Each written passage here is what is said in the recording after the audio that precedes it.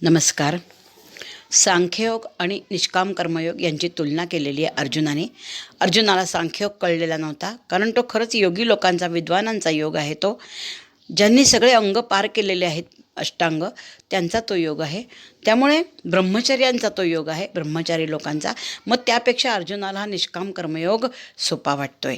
म्हणून तो म्हणतोय की पोहून जाण्यापेक्षा नदीतून किंवा साध्या उथळ पाण्यातनं चालणं कसं सोपं असतं, तसं तुझा हा जो तू मला मार्ग दाखवला आहे, आता निष्काम कर्मयोगाने हे योगी लोक सदैह परब्रह्म होतात, तो मला सोपा वाटतो आहे. तोच मला विस्ताराने सांग. म्हणजे आता निष्काम कर्मयोगच मला तू विस्ताराने सांग की निष्काम कर्मयोग करायला माणसाची बुद्धी आणि मन कसं तयार होतं, त्यासाठी काही तू मार्ग तू मला सांग. ओवी क्रमांक आहे आता 166. तैसा सांख्याहुनी प्रांजळा परी आम्हा सारिखिया अबळा एथ आथी काही परी काळा तो सा होयेवरी. सांख्याहुनी, सांख्ययोग मी म्हटलं तुम्हाला आता, ज्ञानयोग, सांख्ययोग दुसऱ्या अध्यायात सांगितला आहे. सांख्याहुनी प्रांजळा, प्रांजळा हे कृष्णाला संबोधन आहे. हे प्रांजळा म्हणजे हे काय ज्याला म्हणतात सुस्वभावी, हे सुस्वभावी अशा कृष्णा प्रांजळा. सांख्याहुनी आगळा, सांख्ययोगाहून आम्हाला हा अबळा, आम्हा सारिख्या, अबळा म्हणजे दुर्बळ लोकांना, ज्ञानाने दुर्बळ असणाऱ्या अज्ञानी सर्वसामान्य लोकांना तो कसा वाटतो. एथ आथी काही परिकाळा तो सा होयेवर. आमच्यासारख्या ज्ञानाने दुबळ्या असणाऱ्या लोकांना ज्ञानयोगाहून तो सोपा वाटतो. पण त्यात तो म्हणतोय आहे चांगला, पण एथ आथी, इथे काय आहे निष्काम कर्मयोगामध्ये, आथी म्हणजे पहिल्यांदा काही परिकाळा, काही काळ जावा लागतो, वेळ लागतो. सांख्ययोग पटकन मोक्षाला पोचतात माणसं, कठीण आहे पण पटकन सोपा मार्ग, सोपा नाही कठीण आहे पण पटकन परब्रह्मपदाला प्राप्त होतात. आणि हा जो निष्काम कर्मयोग आहे हा आहे सोपा सामान्यांना आचरण्यासारखा, पण त्याला वेळ लागतो. हो, वेळ लागतो त्याला. प्रपंच सांभाळून निष्काम कर्म करणं ते फार कठीण जातं. म्हणून हा मार्गाला वेळ लागतो, पण तो साहोयेवर, तो आम्ही सहन करू शकतो. तो योग तो वेळ आम्ही सहन करू शकतो. एक वेळ लागला तर चालतो, तो आम्ही सहन करू शकतो. पण तो सांख्ययोग, ब्रह्मचर्य पाळा, इंद्रिय दमन करा, मनाचं संयमन करा, सगळं कठीण आहे. म्हणून जे विरागी लोक असतात, संन्यासी, तेच तो योग करू शकतात. म्हणून त्या सांख्ययोगापेक्षा आम्हाला निष्काम कर्मयोग बरा वाटतो रे. याला वेळ लागेल, कारण आमचं ब्रह्मचर्य आम्ही पाळत नाही. प्रपंच सांभाळून सगळे ते अष्टांग करणं आणि मग नैष्कर्म्याला येणं हे सगळं कठीण आहे, त्याला वेळ लागतो. पण तरी तो वेळ आम्ही एक वेळ सहन करू शकू. पण हा निष्काम कर्मयोगच अर्जुनाला आवडलेला आहे. तो साहोयेवर, आम्ही तो सहन करू शकतो. ओवी क्रमांक 167. म्हणून एक वेळ देवा तोची पडताळा घ्यावा, विस्तारेल तरी सांगावा साध्यंतची. म्हणून एक वेळ देवा, म्हणून देवा आता तोची पडताळा घ्यावा, तोच तू आता आम्हाला सविस्तर सांग, त्याचीच उजळणी करा. पडताळा म्हणजे उजळणी, त्याचीच प्रॅक्टिस करा. आता त्याचीच उजळणी करून घ्या, त्याचा स्वाध्याय करून घ्या. जे एक वेळ माझ्या मनाला आवडलं आहे त्याचीच उजळणी करा ना, कशाला नवीन काहीतरी सांगता. तर ते तुम्ही सांगा. विस्तारेल तरी सांगावा साध्यंतची, तो विस्तारित जरी असला तरी आधीपासून अंतापर्यंत मला तुम्ही तो सांगा. म्हणजे अर्जुनाला वेळ लागलेला पण सोपा मार्ग पाहिजे आहे, झटकन असलेला कठीण मार्ग त्याला नको आहे. जसं आपण व्यवहारात बघतो की औषधोपचार चालू असतात आपल्याला. मग ते जे असतात औषधोपचार, त्याच्यामध्ये हे जे काही असतात औषधं, ते पटकन परिणाम करतात, पटकन ताप उतरतो. पण आपण आयुर्वेदिक ट्रीटमेंटकडे जास्ती भर देतात आजकाल लोक.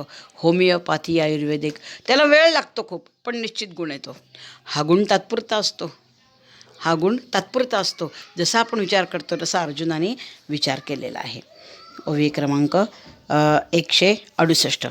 तव श्रीकृष्ण म्हणती हो का, तुझा हा मार्ग गमला निका, तरी काय जाहले ऐके जो का सुखे बोलो. मग काय, अर्जुनाची पसंती ती कृष्णाची पसंती. श्रीकृष्ण म्हणती हो का? हो का रे अर्जुना, हो का रे? तुला निष्काम कर्मयोग आवडतो का? तुला सांख्ययोग नाही ना पाहायचा, नको पाहू. तुला आवडलं आहे का हे? तुझा मार्ग हा गमला का? तुला हा मार्ग चांगला वाटतो का निष्काम कर्मयोगाचा? मग तरी काय जाहले आईके, मग काय झालं? ठीक आहे ना.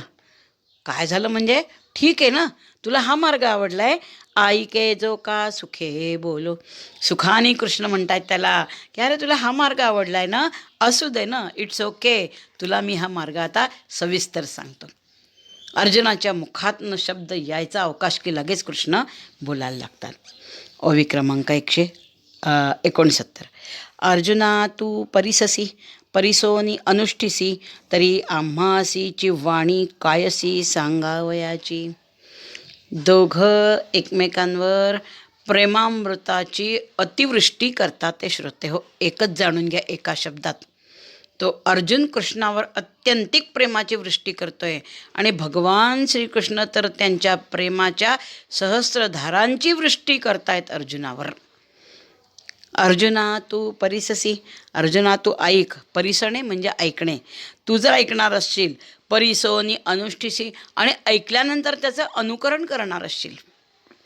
अरे बाळा अर्जुना, तू जर तो निष्काम कर्मयोग आधीपासून अंतापर्यंत ऐकणार असशील आणि त्याचं तू अनुकरण करणार असशील, तरी आम्हासीची वाणी कायसी, मग आम्हाला बोलायला वाण कशाची आहे रे?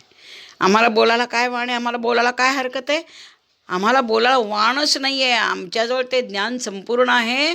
तू मागशील इतकं आम्ही देऊ. आम्हाला वाणच नाही कशाची, बोलण्याची तर वाणच नाही, तरी तुला बोलायची तर वाणच नाही आहे. तू फक्त म्हण की तुला हा योग आवडला आहे, तो मी ऐकेन आणि त्याचं अनुकरण करेन, असं तू म्हणला की आमच्याजवळ बोलण्याची वाण नाहीच आहे.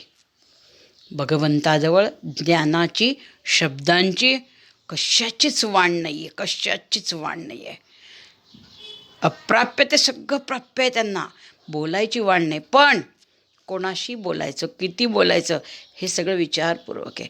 असं कोणाही ऐऱ्या गैऱ्या ऋषीमुनींना सांगितलेलं नाही आहे, अर्जुनाला सांगतायत. भक्त्या तनन्या शक्य अहम एवं विधो अर्जुन. अर्जुनाची निस्सीम भक्ती आहे. ऋषीमुनींची 100 वर्षाची तपस्या असली तरी त्यांना सांगत नाही, पण अर्जुनाला एका शब्दावर सांगतात ते. कारण भक्त्या तनन्या शक्य, भक्ती श्रोते हो. 18 अध्यायांमध्ये सगळे योग फिरून भगवंत भक्तीला महत्त्व देतात. भक्ती करा, भक्ती करा, सर्वसामान्यांना शक्य असलेली भक्ती करा, अनन्या भक्ती करा, असं सांगतायत भगवंत. मग आम्हाला वाण नाही आहे बोलण्याची. तू जर ऐकशील आणि तू जर आचरण करशील तर आम्हाला बोलण्याची वाण नाही, आम्ही सांगतोच तुला आता.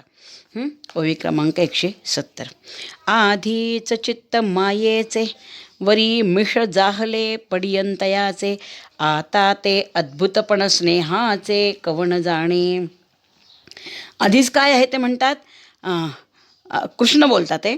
आधीच चित्त मायेचं, माऊली सांगतात ते बरं. हे कृष्णाचं वर्णन माऊली करतात, कृष्ण नाही बोलत आहे. आधीच चित्त मायेचे, भगवंताचं चित्त अर्जुनाबाबत मायेनी परिपूर्ण भरलेलं आहे. आधीच ते मायाळू चित्त आहे.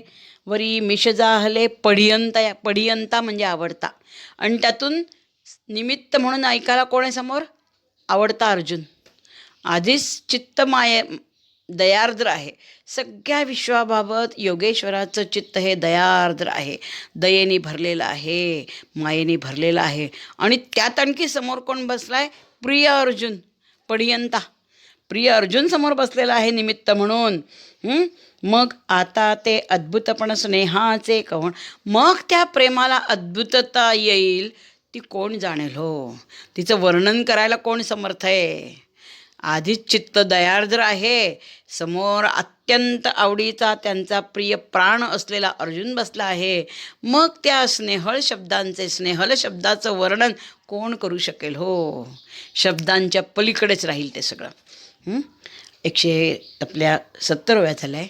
मला वाटतं आज आपण इथे थांबूया. आपल्या फार मोजक्या ओव्या आहे, म्हणजे 10 ओव्या फक्त राहिलेल्या आहेत. त्या आपण 171वी पाहून घेते मी, आणि मग 9 ओव्या नंतर पाहू.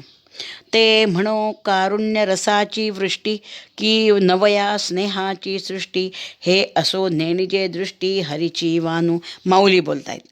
ते म्हणो कारुण्यरसाची वृष्टी, त्याला तर दयेची वृष्टीच म्हणायला पाहिजे. कारण आधीच दयार्द्र चित्त, पुढे आवडता प्राणप्रिय शिष्य अर्जुन, मग तेज आहे काय आता तर प्रेमपूर्ण बोलतील, ती तर वृष्टीच असेल. ती कारुण्याची, कारुण्यरसाची वृष्टी, ती प्रेमळ शब्दाची वृष्टी असेल, दयेची वृष्टी असेल, करुणरसाची वृष्टी असेल, की नवया स्नेहाची, का नवनवीन प्रेमाची ती सृष्टी असेल. कोवळं प्रेम ज्याला म्हणतात, नव म्हणजे कोवळं, नववय म्हणजे कोवळं वय, नव प्रेम म्हणजे कोवळं प्रेम, मग ती कोवळ्या प्रेमाची सृष्टी असेल. म्हणजे एक तर भगवंत अर्जुनाला आता जे सांगतील ते करुणरसाची वृष्टी असेल, किंवा कोवळ्या प्रेमाची सृष्टी आजूबाजूला असेल. हे असो ते काही असू दे, दयेची वृष्टी असू दे किंवा कोवळ्या प्रेमाची सृष्टी असू दे, हे असो ते काही असो. नेणिजे दृष्टी, आपल्या दृष्टीला ते कळणारच नाही. नेणिजे, आपल्या श्रवणनिराला, आपल्या दृष्टीला नेणिजे न जाणीजे, आपल्याला कळणार नाही, आपल्याला कळणार नाही, आपल्याला कळणारच नाही. अद्भुत आहे सगळं. नेणिजे दृष्टी हरीची वानू, दृष्टीला पण कळणार नाही, आणि वानू म्हणजे वाणीनी बोलणं पण मला कळणार नाही. कोणाची वाणी? हरीची वानू. हरीला किती वानू, त्याच्या शब्दांचं किती कौतुक करू, हे मला पण कळणार नाही, तुम्हालाही कळणार नाही. असं माऊली त्यांना सांगताय की आता कृष्ण जेव्हा अर्जुनाशी बोलतील तेव्हा त्या शब्दांची करुणरसाची वृष्टी त्या शब्दातनं होईल, आणि आजूबाजूला सगळं नवप्रेमाची सृष्टी आजूबाजूला विलसत असेल. हे जे दृश्य आहे, हे दृश्य दृष्टीला पण आपण जाणू शकणार नाही. नेणिजे म्हणजे न जाणे, दृष्टीलाही कळणार नाही, आणि हरीची ही सृष्टी न वानू, मी वर्णन पण करू शकत नाही. माऊली जिथे सांगतात आहे की मला हे जमणार नाही, आपण तर खूप सामान्य श्रोते हो, शब्दांच्या पलीकडे फक्त दिसतं ते पाहायचं आणि ऐकायचं. फक्त दिसणार तर नाहीच आहे आपल्याला ते सगळं, पण आपण ऐकायचं आहे आणि ते जाणून घ्यायचा, आपल्या शरीरात झिरपवण्याचा प्रयत्न करायचा आहे. अंगोपांगी आपल्याला भावार्थ दीपिका झिरपत गेली पाहिजे. एक तरी ओवी अनुभवावी, आचरण करायचं आहे. आज आपण इथे थांबूया. इत्यलम.